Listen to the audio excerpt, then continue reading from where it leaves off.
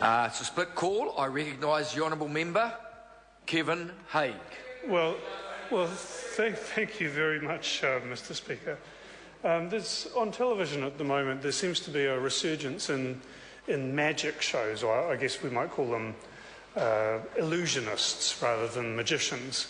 And I mean, those of us who've been around a bit know that they accomplish their tricks through a combination of hypnosis and diversion.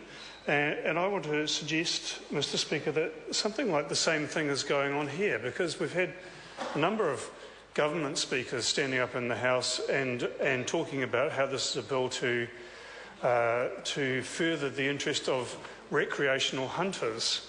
And in fact, the government intends in the next stage that this House considers, the committee stage, to in fact remove all reference to recreational hunters from the bill.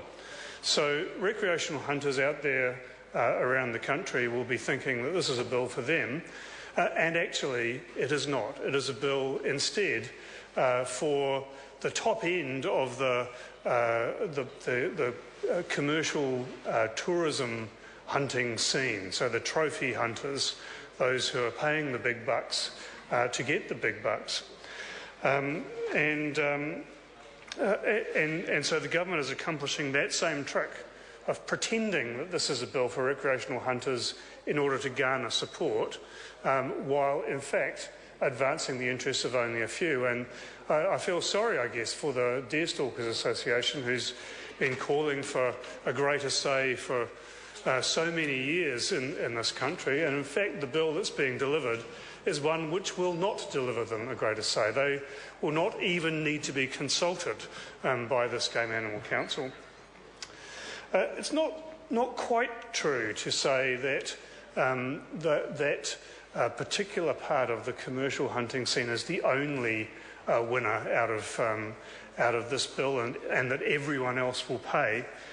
Peter Dunn, in his contribution to this debate, said that it was a red letter day for recreational hunters, and of course that's an absurd claim, but actually it is a red letter day for Peter Dunn, because and I congratulate him in a political way for being able to parlay his United Future conference speech into getting a bill advanced through the remainder of its stages in urgency.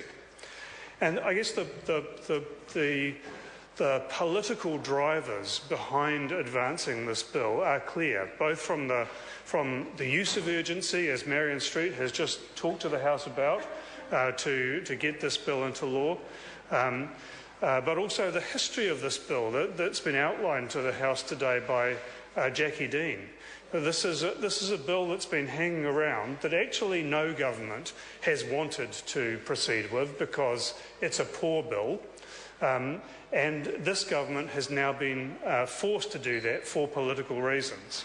And I say political reasons, Mr. Speaker, because this was a bill that was opposed, for example, by, let's see, the State Services Commission, Treasury, the former Ministry of Economic Development, the Ministry of Agriculture and Forestry, and the former Food Safety Authority. All of those state agencies opposed the bill, along with every environmental and conservation organisation in this country.